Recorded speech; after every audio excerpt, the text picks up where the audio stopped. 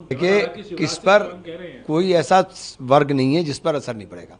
मेरे यहाँ के सब कल कारखाने बंद, क्योंकि मैक्सिमम एक्सपोर्ट अमेरिका होता था, चाहे वो हैंडीक्राफ्ट का हो, वुडन हैंडीक्राफ्ट हो, आयरन हैंडीक्राफ्ट्स हो। उस हमारे यहाँ इतना बड़े पैमाने के ऊपर एक्सपोर्ट था, वो सब बंद। कोई वो रहा ही नहीं, क्योंकि हालात ये हैं कि वो पहले ही गवर्नमेंट जो सब सहूलियतें देती थी वो गवर्नमेंट ने पहले ले ली थी। अब टैरिफ की मार तो वो चल ही नहीं पाएगा। तो इससे सीधे सीधे मेरे ख्याल से मेरे अपने जनपद में मेरा अपना मानना है कि जो सीधे, इनडायरेक्ट की बात नहीं कर रहा हूँ, जो सीधे, वो 1.5 से 2 लाख आदमी बिल्कुल हैंड टू माउथ हो जाएंगे। सरकार बार बार प्रधानमंत्री जी कह रहे हैं आप कोई ठोस योजना तो दीजिए उनको, वो करेंगे क्या? उनके पास रास्ता क्या है? बातों से तो नहीं पेट भरेगा। देखिए, बातों से और आपके नारों से पेट नहीं भरने वाला है। आपको कोई कार्य योजना तो बनानी पड़ेगी कि आप इनके लिए इस प्रकार से काम करेंगे। यूरोपियन यूनियन ने वहाँ की लकड़ी के लिए कर दिया कि साहब लकड़ी का आप जियो टैगिंग कराएं। ये कैसे संभव है? लकड़ी कहाँ से आ रही है, कौन सी लकड़ी जा रही है, आप उस लकड़ी, उस पेड़ के बदले 10 पेड़ लगा। इतना हमारा कंट्री इतना डेवलप्ड कंट्री नहीं है। जियो टैगिंग कहाँ से करा लेंगे हम लोग? और जियो टैगिंग हो के संभव कैसे होगा? ये यूरोप में तो हो सकता है। और हमारे यहाँ जो लकड़ी यूज़ हो रही है वो एग्रो फॉरेस्ट्री की लकड़ी है, डिफॉरेस्ट्रेशन हो ही नहीं रहा है उससे। हमारे यहाँ फॉर्चुनेटली फॉरेस्ट्रेशन का जो है उत्तर प्रदेश में 1% बढ़ गया था पिछले 10 साल के अंदर।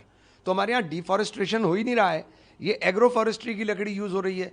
लेकिन गवर्नमेंट, मैं गया था माननीय मंत्री जी के पास, उनसे मैंने आग्रह भी किया, मैंने कम से कम अगर ये अमेरिका बंद होता है तो ये यूरोपियन यूनियन का जो एक आ गया तो कम से कम ये रास्ता तो खुलेगा। तो ये ऐसी चीज़ें हैं कि इनके ऊपर प्रधानमंत्री जी को बड़ी गंभीरता के साथ और गहनता के साथ, नारों से नहीं, ये देश के नौजवान के रोजगार का जुड़ा हुआ मसला, नारों से नहीं आप बात चलेगी। इसके ऊपर जो परिणाम इसके हो रहे हैं उनके ऊपर सोच करके उनके लिए कोई ना कोई रास्ता ढूंढना चाहिए। अच्छा, मुसलमानों को निकालने का किसने बनाया था? आप तो मुसलमानों को निकालने का, आप उठा लीजिए इतिहास। जो कह रहे हैं वो करेंगे कभी नहीं। मुसलमानों के और बीच में और आप हिंदू भाइयों के बीच में, सनातनी भाइयों के बीच में नफरत किसने पैदा करने का काम किया? कौन सी विचारधारा है जो नफरत ही नफरत बोलती है? कहीं भाषा के नाम पर आप बंगाली भाषी लोगों के पीछे पड़ गए। बंगाली भाषियों को आप उनको जहाँ भी वहाँ परेशान करा रहे हैं। तो आप तो नफरत के नाम पर ही करते हैं ना। आपने कहा जो आप बोल रहे हो वो कहीं धरातल में तो नहीं दिखाई दे रहा है। बिल्कुल सही तो कह रहे हैं राहुल जी, ममता जी भी सही कह रही हैं। चुनाव आयोग का हाल क्या हो गया? चुनाव आयोग की सबसे बड़ी विश्वसनीयता के ऊपर ही प्रश्न चिन्ह अगर देश के अंदर लग रहा है तो इससे बड़ा दुर्भाग्यपूर्ण कोई बात नहीं हो सकती। और मेरा तो अपना मानना है कि सुप्रीम कोर्ट को अपनी निगरानी के अंदर सब चीज़ों को संपन्न कराना चाहिए। अगर संविधान के संरक्षक सुप्रीम कोर्ट ही है तो सुप्रीम कोर्ट को अपनी निगरानी के अंदर इन तमाम चीज़ों को संपन्न कराना चाहिए। देखिए, एसआईआर के नाम पर आपने जिस तरह से 65 लाख वोट काट दिए, एक प्रदेश के अंदर आप इतने भारी मात्रा में वोट काट दिए।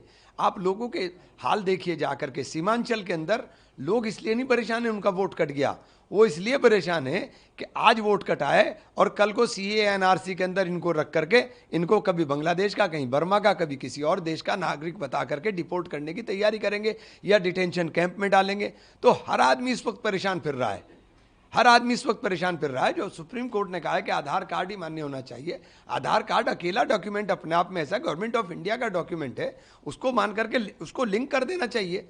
अब आधार, अब इतनी टेक्नोलॉजी आ रही है, आप एक तरफ तो कहते हो कि साहब हम ईवीएम नहीं हटाएंगे और दूसरी तरफ आप टेक्नोलॉजी को इस्तेमाल लें। आप टेक्नोलॉजी से क्यों नहीं जोड़ते? आधार के साथ लिंक कर दीजिए वोटर लिस्ट को। जब आप बैंक अकाउंट लिंक कर सकते हो, आप आधार के साथ पैन कार्ड लिंक कर सकते हो, तो फिर ये क्यों नहीं लिंक कर सकते आप?